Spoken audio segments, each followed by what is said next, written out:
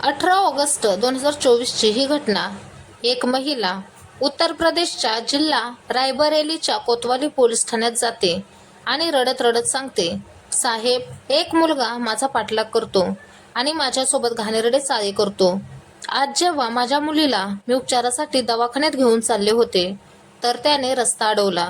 जेव्हा मी त्याला विरोध केला तर त्याने मला घाणेरड्या शिव्या घातल्या आणि त्याने मला जीवे मारण्याची धमकी दिली आहे. ह्याच्या अगोदर पण त्याने मला धमक्या दिल्या आहेत. जेव्हा ती ही तक्रार नोंदवते, पोलिसांना तिच्याबाबत काय घडत आहे हे सांगते, तेव्हा पोलिसांनी हे प्रकरण गांभीर्याने घेतलं आणि FIR नोंदवून घेतली. FIR नोंदवून घेतल्यानंतर त्या आरोपीचा शोध घेतला जातो, त्याला अटक केली जाते. FIR दाखल केल्यानंतर 47 दिवसांनी 1-2 नाही तर 4 हत्या होतात. प्रकरण सोशल मीडियावर व्हायरल होऊ लागतं. व्हायरल झाल्यानंतर उत्तर प्रदेशच्या सरकारवर दबाव वाढू लागतो. उत्तर प्रदेशचे पूर्व मुख्यमंत्री अखिलेश यादव यांनी ट्विट केलं आणि ट्विट केल्यानंतर त्यांनी काही प्रश्न केले. प्रश्न केल्यानंतर त्यांच्यासोबत चंद्रशेखर आझादांनी आणि राहुल गांधींनी त्यांच्या परिवाराची भेट घेतली. त्यांनी त्यांच्या परिवाराला सांगितलं की घाबरायची गरज नाही. जर तुम्हाला न्याय नाही मिळाला तर मी तुमच्याजवळ येईन, तुमच्यासोबत असेन. त्यातच उत्तर प्रदेशचे मुख्यमंत्री योगी आदित्यनाथ यांनी पण ट्विट केलं की कुटुंबाला घाबरायची गरज नाही. जो पण आरोपी असेल त्याला आम्ही वाचवणार नाही. त्याच्या विरोधात कठोरात कठोर कारवाई केली जाईल. त्याला शिक्षा दिली जाईल. ही बातमी सोशल मीडियावर व्हायरल होऊ लागली. या बातमीने सगळीकडे खळबळ उडाली. आजची घटना उत्तर प्रदेशातील अमेठी जिल्ह्यातील शुतरगंज पासून 5 किलोमीटर अंतरावर असलेले एक ठिकाण अरोहा भवानीच्या इथं एक चौक आहे, जिथं खूप गर्दी असते. लोक येतात आणि जातात. तिथं जवळच दुर्गा भवानी शक्तीपीठ आहे आणि तिथं जत्रा भरलेली होती. लोक जत्रेत पण येत होते. 3 ऑक्टोबर 2024च्या 6:25 आसपासची वेळ असेल. आरती चालू होते, कारण नवरात्रीचा पहिलाच दिवस होता. इकडं आरती चालू होते, लोक येत होते, त्यामुळे आरतीला पोहोचण्यासाठी लोकांची गडबड चालू होते. चौकात लोक येत जात असल्याने आरडाओरडा गोंधळ असतो. तेव्हाच एकापेक्षा एक गोळ्यांचा आवाज ऐकू येऊ लागतो. जेव्हा गोळ्यांचा आवाज आला तेव्हा काही लोकांनी अंदाज लावला की इथं दुर्गा भवानी शक्तीपीठाची जत्रा आहे, तिची आरती होऊ लागली आहे. तर त्याच्या आनंदात लोकांनी फटाके वाजवले असतील. लोकांनी जेव्हा आकाशाकडे बघितलं तर त्यांना आकाश शांत निरभ्र दिसत होतं. आकाशात रोषणाई नव्हतीच. जेव्हा गोळ्या सुटल्या होत्या तर पहिली गोळी, दुसरी गोळी, तिसरी गोळी, चौथी गोळी, अशा एका पाठोपाठ एक 9 गोळ्या सुटतात. तेव्हा त्या लोकांची नजर चौकाच्या बाजूला एक घर होते, त्या घराकडे जाते. त्या घरात सत्यवीरत अवस्थी उर्फ मुन्नाचं. लोक तिथं पोहोचतात. तिथून गोळ्यांचा आवाज येतो. लोक पळत जातात आणि तिथं पोहोचतात. तिथं पोहोचल्यावर त्यांनी तिथं जे दृश्य बघितलं ते पाहून सर्वांच्याच पायाखालची जमीनच सरकली. घराच्या आत 4 माणसं राहत असतात. घरातील प्रमुख म्हणजे शिक्षक सुनील कुमार 34 वर्ष, त्यांची पत्नी पूनम भारती जिचं वय 32 वर्षांच्या आसपास, त्यांची मोठी मुलगी 5 वर्षांची जिचं नाव दृष्टी आणि दुसरी मुलगी 1.5 वर्षांची जिचं नाव लाडू. चौघांनाही गोळी लागली होती आणि 4ही जण रक्ताच्या थारोळ्यात पडले होते. त्यांना सर्वजण तिथून उचलतात आणि जवळच्या रुग्णालयात घेऊन जातात. पण डॉक्टर, नर्स चेक करून त्यांना सांगतात की ह्यांचा तर जीव गेलेला आहे. ह्यांच्या मरणाची बातमी सोशल मीडियावरून सगळीकडे पसरते. सुनील कुमार हे प्रायमरी ज्युनियर हायस्कूल आहे, तिथं ते शिक्षक होते. सरकारी विद्यालयातील शिक्षक, ज्यांचा व्यवहार लोकांप्रती खूपच छान होता. त्यांना कुणीतरी मारले. फक्त त्यांनाच मारलेलं नाही तर त्यांच्या बायकोला, त्यांच्या 2 मुलींना देखील मारलेलं आहे. आता प्रत्येकाला हेच जाणून घ्यायचं होतं की हे शिक्षक आहेत कुठले, आहेत कोण. सुनील कुमार हे उत्तर प्रदेशातील रायबरेली जिल्ह्यातील गवागंज मधील सुदामापूर या गावातील रामगोपाल यांचा मुलगा सुनील कुमार. सुनील कुमार हे लहानपणापासूनच शाळेत अतिशय हुशार होते, मेहनती होते. घरची परिस्थिती बेताची असल्याने ते मेहनत करायचे. मोलमजुरी करायला ते घाबरत नसत. मोलमजुरी करून ते शिक्षण पूर्ण करत होते आणि त्यांना शिकून खूप पुढे जायचं होतं. त्यांना जे मोलमजुरी करून पैसे मिळायचे त्यातून ते आपले शिक्षणाचा खर्च करत होते. वेळ जात असतो. त्यातच एके दिवशी उत्तर प्रदेशमध्ये काही जागा निघतात पोलीस कॉन्स्टेबलच्या आणि सुनील कुमार हे पोलीस शिपाई किंवा कॉन्स्टेबल म्हणून भरती होतात. पण ते तेवढ्यातच थांबत नाहीत. त्यांना त्याच्यापेक्षाही मोठ्या पोस्टवर किंवा मोठ्या पदावर जायचं होतं म्हणून ते पुढे अप्लाय करत होते. 1 वर्षानंतर त्यांचे ह्याच्यापेक्षाही चांगली नोकरी असावी म्हणून प्रयत्न चालूच होते. ते अर्ज भरत होते आणि बेसिक शिक्षण विभागात पदावर जागा निघतात आणि सुनील कुमार तिथे अप्लाय करतात, तिथे अर्ज करतात. 10 डिसेंबर 2020 या दिवशी त्यांना शिक्षक पदावर नोकरी मिळते. सहाय्यक शिक्षक म्हणून ते रुजू होतात आणि ते पोलीस कॉन्स्टेबलचा राजीनामा देतात. पोलिसांपेक्षा त्यांना ही नोकरी चांगली वाटत होती म्हणून ते पोलीस पदाचा त्याग करतात.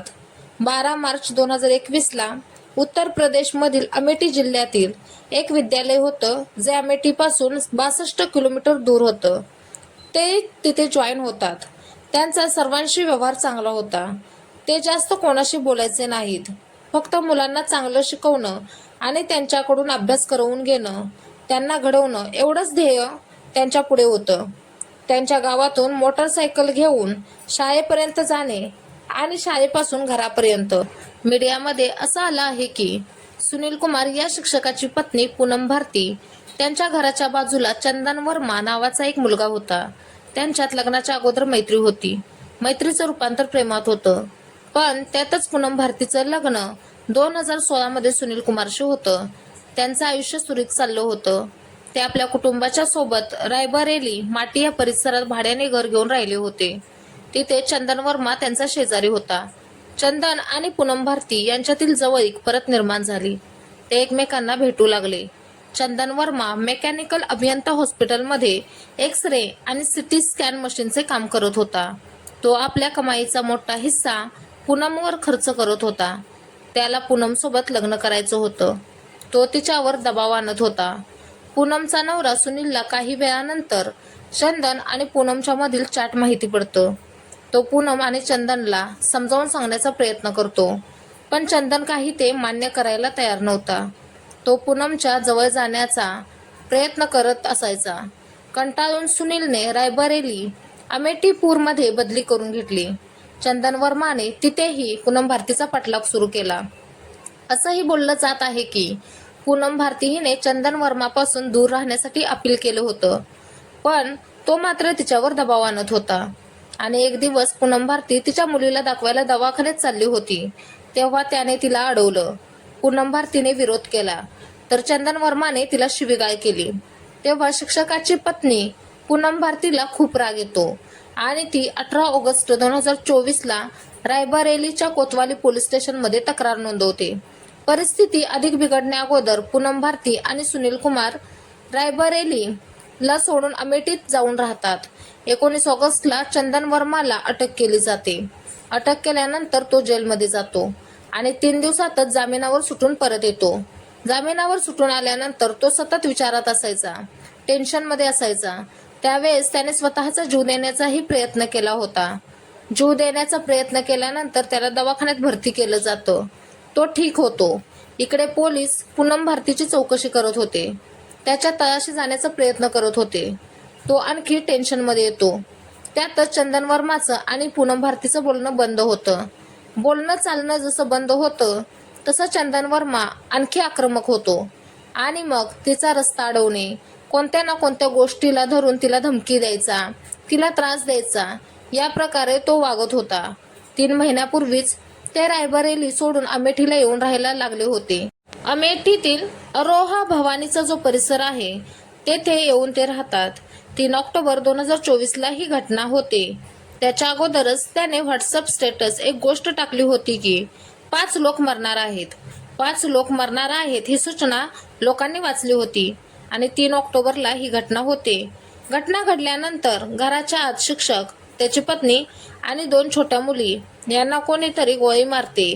पोलीस घटनास्थळी पोहोचतात, बारकाईने निरीक्षण करतात, त्यांची प्रेते बघतात. तेव्हा एका मुलीची मूठ बंद होती.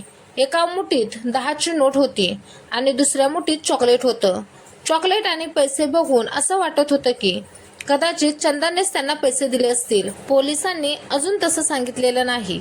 पोलिसांनी चंदनला मदत करणाऱ्या त्याच्या साथीदारांना देखील अटक केली आहे.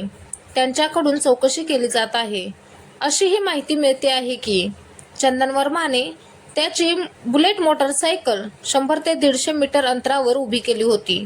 मोटरसायकल थांबवून त्याने सांगितलं की मी मंदिरात दर्शनासाठी जातोय. तिथून सरळ तो सुनील कुमारच्या घरी जातो आणि गोळ्या घालून त्यांची हत्या करतो. पोलीस अधिक तपास करत आहेत. आरोपी जो आहे तो चंदन वर्मा आणि चंदन वर्माचं पूनम भारतीवर प्रेम होतं. पूनम भारती आणि चंदन वर्माचं जेव्हा बोलणं बंद होतं तेव्हा त्याच्यावर पोलीस स्टेशनमध्ये आरोप केले जातात. त्याला अटक केली जाते. तेव्हा त्याची बेइज्जतीचा बदला म्हणून तो 4 जणांची हत्या करतो. पोस्टमॉर्टम रिपोर्ट जेव्हा येतात तेव्हा माहिती पडतं की 3 गोळ्या सुनील कुमारला मारल्या जातात, 2 गोळ्या पूनम भारतीला आणि एक गोळी त्या 2 लहान मुलींना मारली जाते. तेव्हाच ते मरण पावले होते. तरी देखील एक आशा म्हणून ते सर्वांना दवाखान्यात घेऊन जातात. डॉक्टरांकडे गेल्यानंतर कदाचित ते म्हणतील की ते सर्वजण जिवंत आहेत, पण डॉक्टरांकडे गेल्यावर डॉक्टर त्यांना मृत घोषित करतात. चौकशीसाठी 5 टीम तैनात केल्या जातात. जितकं लवकर होईल तितक्या लवकर आरोपींना शिक्षा देण्यात येईल. या प्रकरणात पूर्व मुख्यमंत्री अखिलेश यादव या प्रकरणात वेगवेगळ्या प्रकारचे प्रश्न निर्माण करतात. त्याचप्रमाणे चंद्रशेखर आझाद जे संसद आहेत ते देखील वेगवेगळे प्रश्न निर्माण करतात. जर या कुटुंबाला न्याय नाही मिळाला तर ते उपोषणाला बसतील. आणि राहुल गांधी जे संसद आहेत त्यांनी देखील कुटुंबाशी बोलल्यानंतर असं सांगितलं आहे की जर कुटुंबाला न्याय नाही मिळाला तर ते सरळ कुटुंबासोबत बसून न्यायाची लढाई लढतील. योगी आदित्यनाथ जे असं ट्विट केलं आहे की आरोपींना कठोरात कठोर शिक्षा केली जाईल, त्यांना अटक केली जाईल आणि त्यांना उचित शिक्षा दिली जाईल. ही घटना सांगताना कोणालाही दुखावण्याचा हेतू नाही, तर जागरूक करणं आणि सतर्क करणं हाच उद्देश आहे.